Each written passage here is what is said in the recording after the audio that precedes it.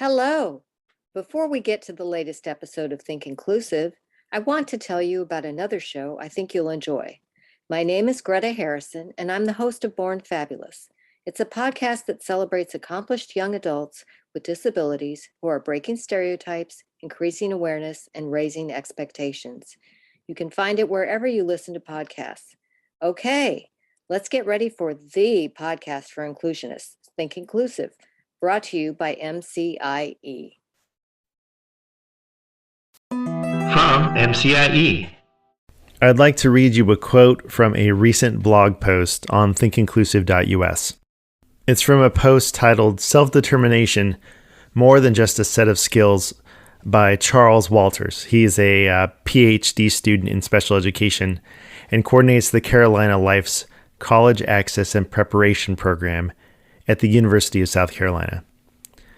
Self-determination needs to be seen as something far more than just another educational intervention that we can add into the lives of youth as we see fit.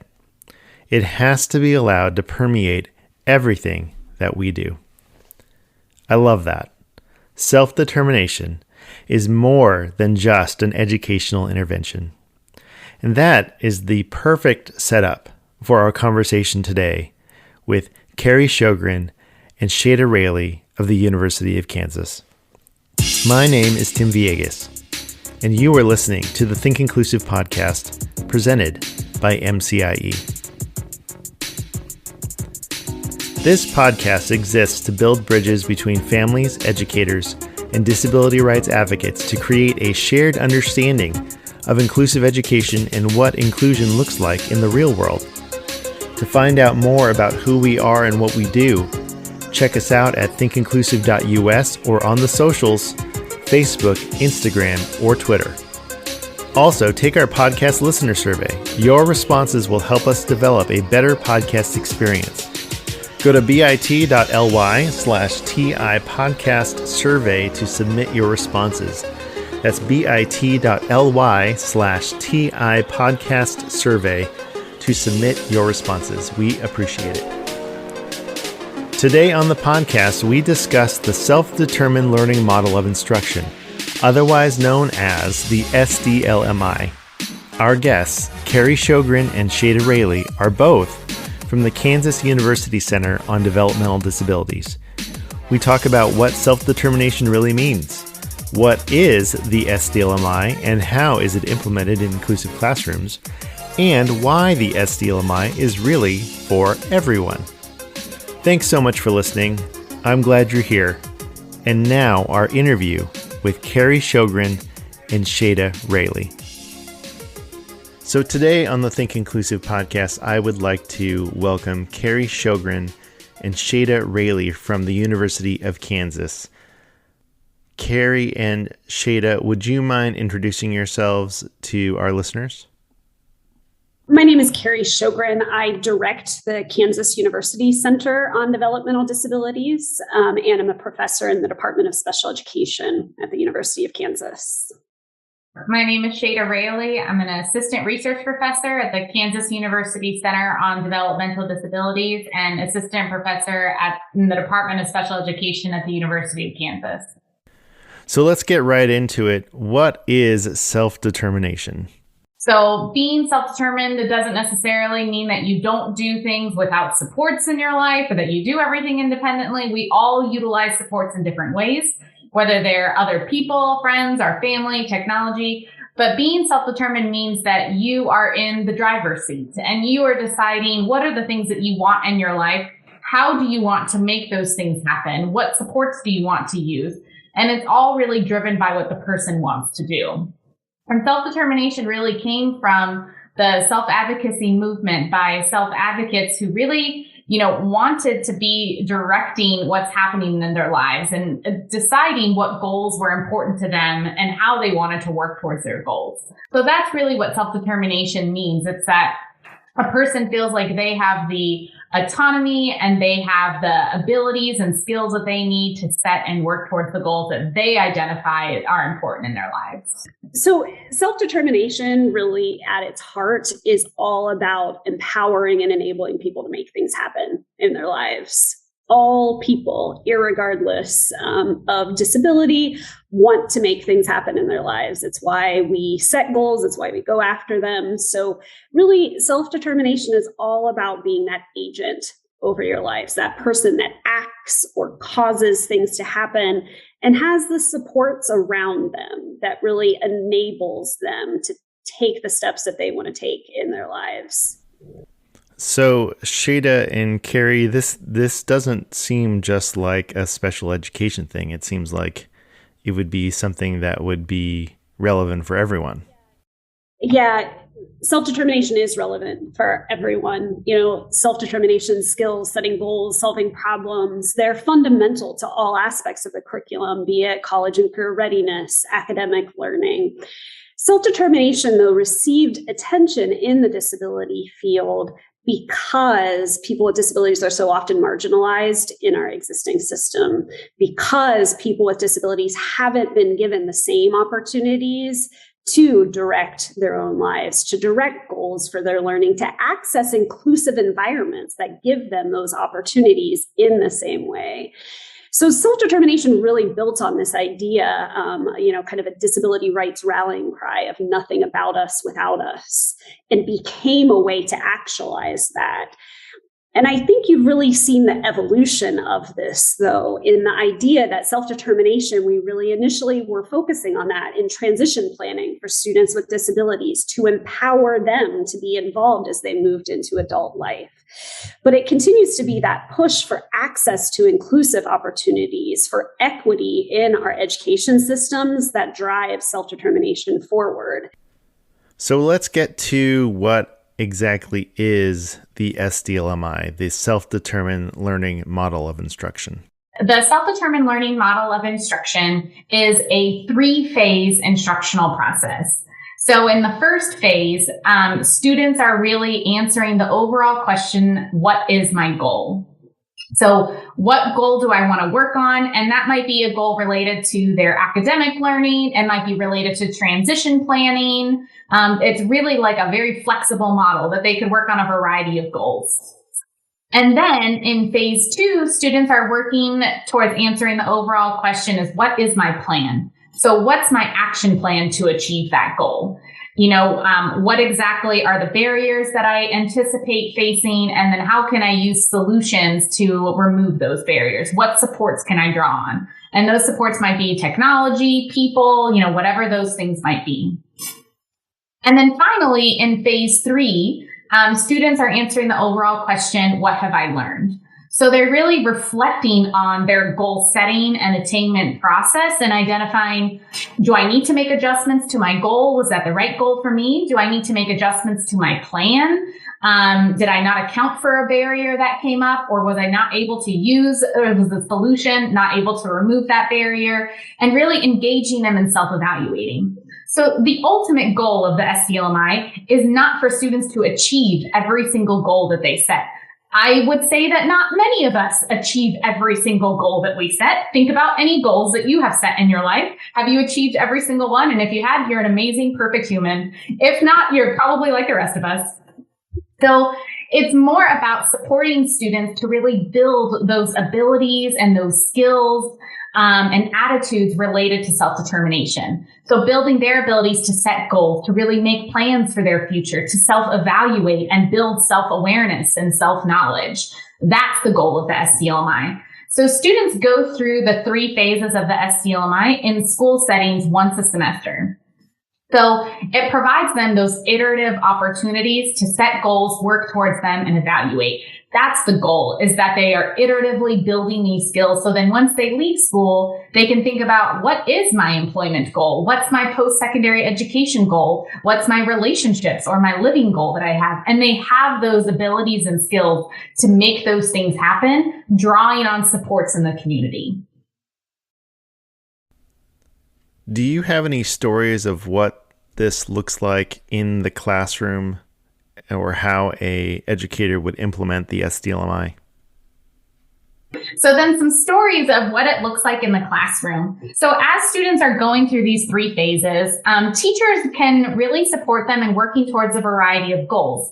one of the strategies that we do encourage a lot of teachers to use just to get students really interested in the SDLMI and really building those opportunities to share the students' interests and preferences is supporting students to go through the 3 phases with a goal that's not necessarily related to a content area or academics per se. What's like a goal that they're interested in? So one story is we had a 9th grade math teacher who was teaching in an inclusive general education Algebra 1 class. And so she was supporting students to go through the SDLMI, the 3 phases, with a goal that wasn't related to math. So she really empowered students to select the goal that they were interested in and work through the SDLMI. So lo and behold, when this 9th grade class, half of the class decided that they wanted to set a goal to be in the NFL. Most of these students were not on the football team. They were not practicing football regularly, but that was the goal that they wanted to set. And so this teacher, with her SDLMI training and really understanding the purpose of the SDLMI is not to necessarily achieve that goal, but to support students in building those abilities and skills and attitudes. She said, okay, let's go through the process of phases 1, 2, and 3 of setting the goal, creating a plan to become an NFL player, and then evaluating how it went for you to work towards that goal. So students went through phase 1, and I should say that going through phase 1 means that they're answering specific questions as they go through it. So what are the things that I already know about being an NFL player? How can I change what I know so I can learn how to be an NFL player? And what can I do to make this happen? They go through these, what we call student questions, these really specific questions. So the students went through that process and decided that they wanted to set a goal to be an NFL player. In phase 2, they developed an action plan to achieve that goal. So some of them, when they identified barriers, they said, I don't wake up early enough in the morning to practice or go to the weightlifting gym. So I'm going to set an alarm on my phone so I wake up an hour earlier. So then I can go and lift weights. And then some students said, I usually don't bring money for lunch or enough money that I would need for the calorie intake that I need to take at lunch. So I'm going to bring a larger lunch with me or plan for that because I know to be an NFL player, I need to take in a lot of calories. So that was part of their plan. And then when they went to phase 3, they had implemented their plan. And so a lot of these students were reflecting on was this the right goal for me? Do I really want to, wake up at 4:00 in the morning to lift weights? And do I want to eat 6,000 calories for every meal? And majority of the students decided they did not want to continue working on the goal. They wanted to adjust their goal. And instead, some of them decided that they really just like football as a hobby. And they just really, this was in Kansas, so they really love the Kansas City Chiefs. And they just want to be a professional spectator. Some students decided that they wanted to still be involved in football in some capacity. And one decided that they wanted to explore their next goal is to be, what would it take to be a sportscaster? So that was a goal related to transition planning and exploring careers and what qualifications it would take to become a sportscaster and what opportunities there were for them to learn more about it. Another student decided that was just an area of interest and they wanted to explore something else, what would it take for me to become an engineer? What are some engineering schools, in my area? What classes could I take while I was in high school or maybe shortly after I graduate? So students kind of went through the 3 phases of the SDLMI in a matter of weeks. But it gave them an opportunity, some of them the first opportunity, to set a goal for themselves based on what they were interested in, make a plan, and then really self-evaluate and do that with a group of students because this was in an inclusive setting. So there were students that were all a community of goal setters that were setting goals, even if they were working on different goals, creating action plans, and then self-evaluating and learning from each other throughout the process. So it was really powerful to see all of them go through that. And their teacher really not just teach math, but also provide opportunities for them to be self-determined and act in self-determined ways as they are engaging in math class. Karrie, did you have anything to add? Just say So the SDLMI, the self-determined learning model of instruction, I want to emphasize, especially for teachers, that the SDLMI is a model of instruction. It's not a set curriculum. Instead, it really provides a model or a framework for educators to really think about how you can make this shift to student-directed goal setting and problem solving. The SDLMI was first introduced in the early 2000s because there weren't models like this to really enable teachers to have kind of this framework for how do I actually support students to think through what is a goal? What is a goal that's relevant to me? How do I develop an action plan for that goal? How do I evaluate if it worked or didn't work and then identify my next goal? All too often for students with and without disabilities, we haven't provided that structure for how you really think through, well, what goal do I want to be working on? Why do I want to be doing that? How do I really take ownership over this process?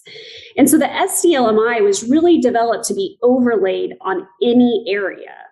It can be used in academic settings to get students engaged in setting academic goals. You know, it's so exciting sometimes when you walk into classrooms where teachers are using the SDLMI with students that in the past have been very disengaged with what they're doing in math or science. But all of a sudden, they're able to tell you what goals they're working on and why they're doing this and why it matters to their lives. They have that ownership. They feel empowered over what they're doing. And it changes the dynamic. It doesn't change the academic curriculum. It changes how you're engaging students in that process. So Sheida and Karrie, I'm really interested in how the SDLMI can fit into multi-tiered systems of support. Can you speak a little bit about that for us? Yeah, so I think that it's important to first note that the SDLMI is an intervention. It is a way to systematically support and enhance self-determination. But like you said, it absolutely can be integrated within multi-tiered systems of support.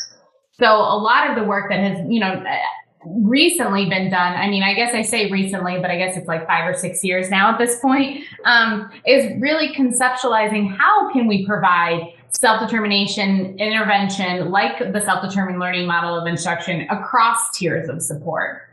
So how can we provide it as a universal support for all students as a tier 1 intervention in inclusive general education setting? Then for some students with and without disabilities, how can we provide more intensive support related to self-determination? So maybe some students, again, with and without disabilities, would benefit from more time to really think about what is a goal that I want to work on after school. If they've never had an opportunity to ever be asked, what do you want to do after high school? Or what's a goal that you have? They might need more intensive support to think about those things.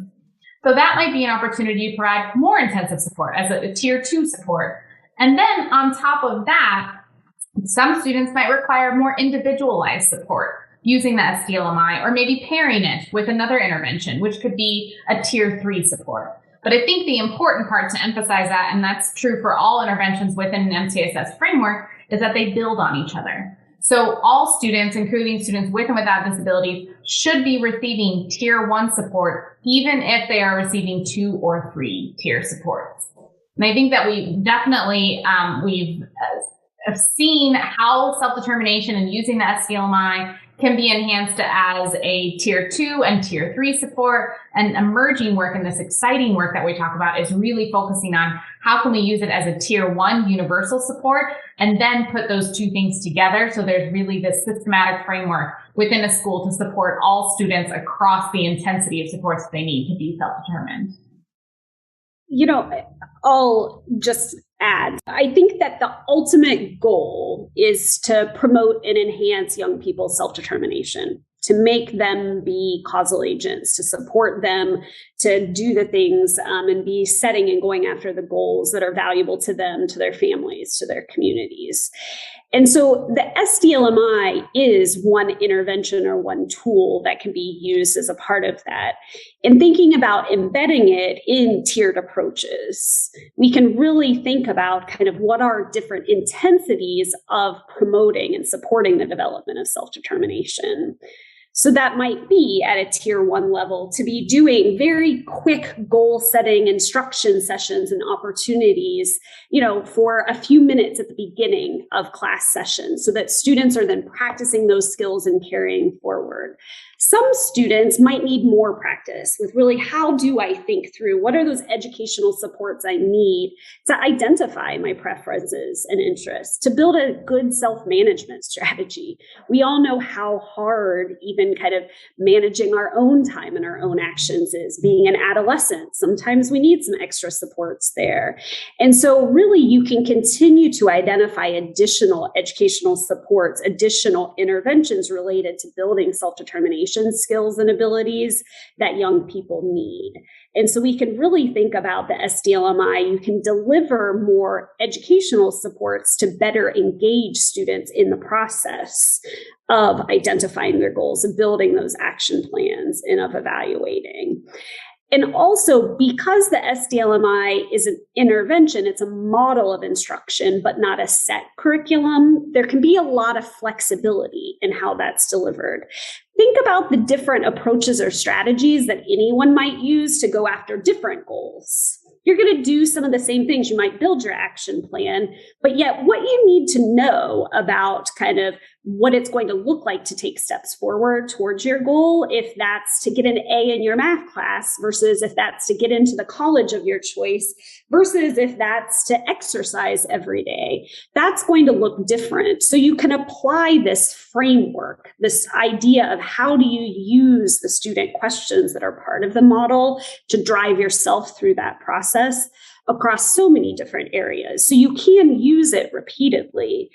But the ultimate goal is that we see that enhancement in self-determination and that young people are using these student questions to continue to guide themselves through the process of identifying their goal, identifying their action plan, and then evaluating if they're ready for their next goal or if they want to revise their action plan.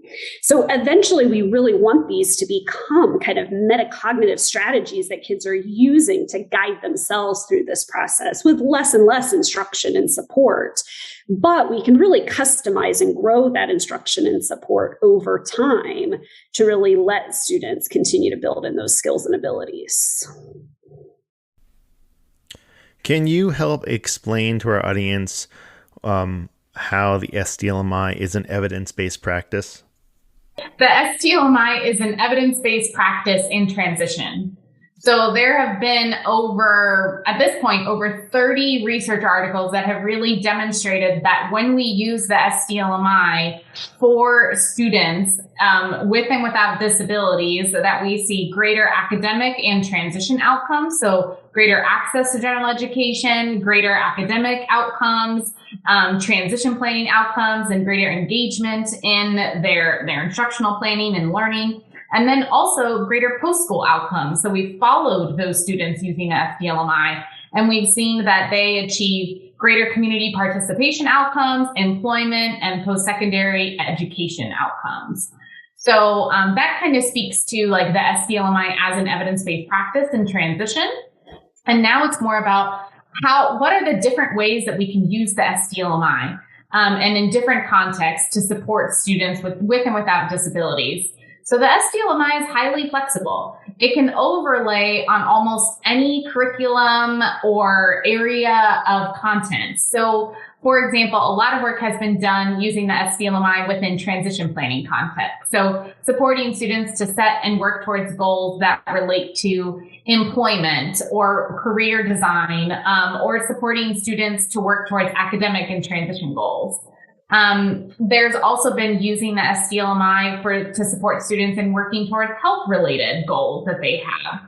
So I think that the SDLMI is highly flexible and it lends itself well to supporting students and teachers in a variety of contexts. So when you think about like how long do teachers have to be using the SDLMI, the SDLMI can be implemented on a semester by semester basis, but we really do see change in student self-determination over time. So as they have opportunities and experiences to build those abilities and skills associated with self-determination. If we just use the SDLMI for one semester, we might not see, great gains because it takes time for them to really feel empowered to make those decisions and create action plans and learn from those experiences.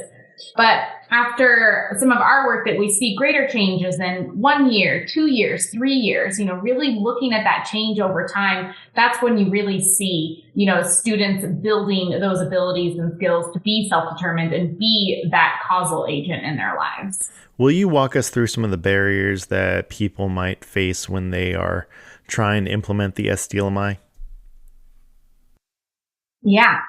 Happy to share some of these. I think probably like the number one thing that I would say is teachers really identifying time to really figure out how to provide that explicit instruction and how to set goals, how to make decisions, how to problem solve, and go through the SDLMI lessons with students, because I think that a lot of times teachers are embedding opportunities for students to build self-determination, but maybe not systematically identifying times of the day where they are really focusing on providing some of that explicit instruction. They're just sort of doing it here and there. But I think that we know that doing it here and there and not using an evidence-based practice doesn't lead to those positive outcomes that we really value and that students and their families value. So I think time is probably the first thing there, but I will say that part of the SDLMI is really supporting teachers in not just providing that explicit instruction, but then embedding it throughout their content. So teachers who might say like, okay, so today we're focusing on this student question of the SDLMI, and what you're really focusing in on is answering the student question of what can I do to learn what I don't know? So what are things that I can do to move towards my goal? But then really connecting that to the rest of teaching. So then, as a teacher is teaching math or English, connecting them to think about what is this character's role, or goal in the story? What are some ways that you can problem solve different ways to solve this? And what are ways that you can identify different pathways towards your goal? So bringing that idea that everybody is self-determined and we use these abilities at different times in our lives, and using examples in their teaching to connect those things to really then enhance that motivation for students to engage in the learning because it's connected to something that they're really interested in. I think that teachers find those connections over time.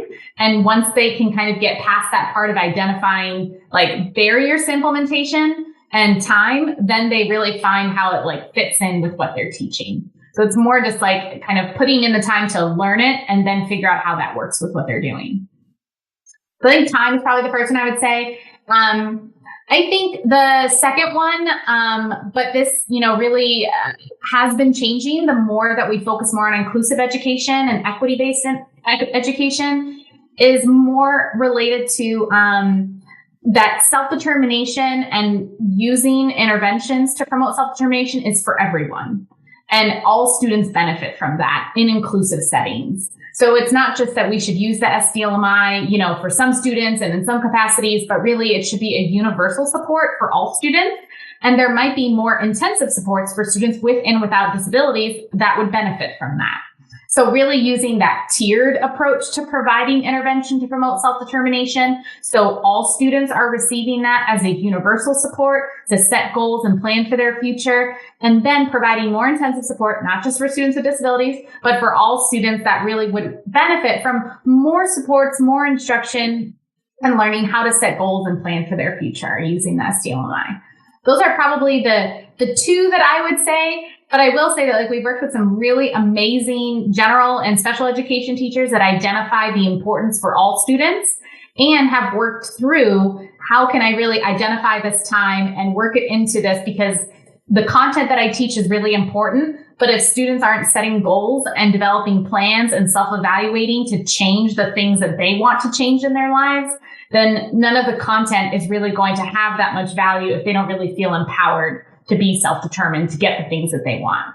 So I think there are a lot of teachers that see that, they're not just there to deliver the content, they're really there to support students in being self-determined learners throughout high school and when they're in school and then afterwards. Do you have anything to add, Karrie, about barriers? Yeah, I just add to. I mean, Sheida identified two incredibly important areas. I think building on the buy-in, it's also the administrator and the entire school-wide change that's necessary. If we really think about what we know about how to effectively do inclusive education, how to promote self-determination, it is a school-wide movement. It has to be administrator buy-in for teaching, for planning, for the resources to support training and coaching around all of these interventions. So I think that's another important point. I think, the other thing that I would add is this idea of self-determination and of empowering people with disabilities, especially adolescents with disabilities. It's not new, but it is still a cultural shift for a lot of society to really think about adolescents in general, but especially those with disabilities, to be directing their lives. And really directing that process of moving from school to the adult world and their supports and services. So it's still fundamentally changing that idea that the role of a teacher or, a supporter in a school is not just to tell students what to do or get them to succeed or achieve this milestone. It's to involve them in the process of doing that. And really recognizing for students with a range of support needs that can happen. I think about one project we were doing, working statewide, getting teachers to really support young people with intellectual disability to use the SDLMI as they were planning for that transition from school to adult life. And there hadn't been a lot of options or expectations for these students. They were transitioning to outcomes that they weren't involved in defining. And one of the most powerful moments, I think, for me, even in terms of kind of seeing how the project played out, was a teacher supporting two students to set and talk about their goals for what they wanted to do in the future. And one of the young people said, well, why can't I be an SDLMI facilitator? Like, be the teacher that does these activities with other students with disabilities, because I have the lived experience. I know what this looks like.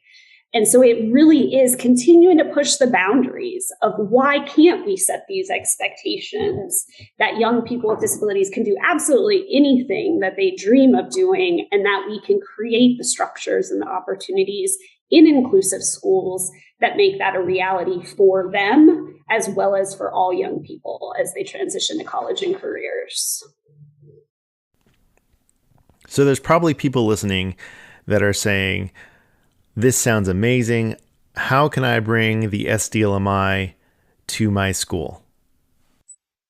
Yeah, and those are the people that we want to talk to. So I would say to check out our website. First and foremost, it's self-determination.org, and read about the SDLMI. You can also freely access the SDLMI Teacher's Guide, which provides case studies, examples, and what the SDLMI looks like, all in that guide. So you can download that PDF and just have fun reading on a weekend.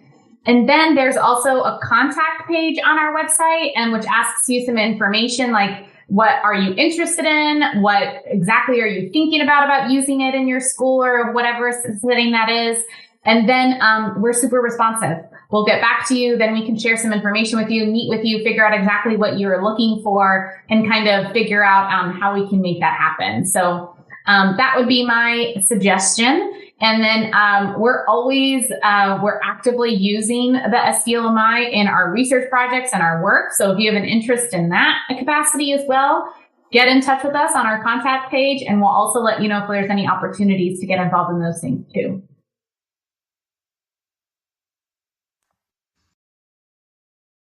Yeah, Sheida provided all of the tools to get in touch with us. So reach out to us all the time. I do want to say, though, I think it is important to make clear that to fully implement the SDLMI, so, the phases of the SDLMI, the process with students, we do have a standardized training to really go through these things we're talking about. How do you shift your teaching practices? How do you plan for where to integrate this into your curriculum? Because this really is a matter of planning to make sure that you make the time that you link it to what you're already doing. So we work with, districts and schools and states across the country to really find time to offer that professional development for how do you really learn to do the SDLMI, to either access or build SDLMI coaches, because making that change and navigating how to do this in a school setting can take a while. So we have a pretty robust professional development and coaching program that we're happy to talk to people about and kind of figure out what that looks like in individual settings. But, you can access information about the SDLMI, but the best way to really implement it in the way that it's intended in classrooms is to access some of those training opportunities and kind of learn those practices to integrate it into practice. That will do it for this episode of the Think Inclusive podcast. Subscribe to the Think Inclusive podcast via Apple Podcasts, the Anchor app, Spotify, or wherever you listen to podcasts. Have a question or comment?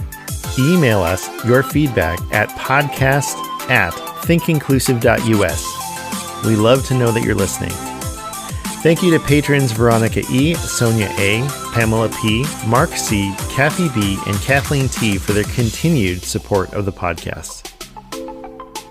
When you become a patron, your contribution helps us with the cost of audio production, transcription, and promotion of the Think Inclusive podcast. And you could even get a shout out like the fine people we just mentioned.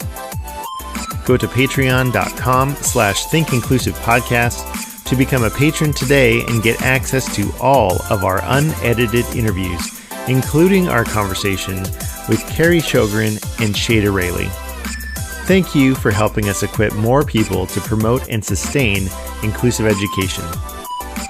This podcast is a production of MCIE, where we envision a society where neighborhood schools welcome all learners and create the foundation for inclusive communities. Learn more at mcie.org. We will be back in a couple of weeks with our interview with Howard Shane, author of the book Unsilenced, A Teacher's Year of Battles, Breakthroughs, and Life-Changing Lessons at Belchertown State School. Thanks for your time and attention. Until next time, remember, inclusion always works.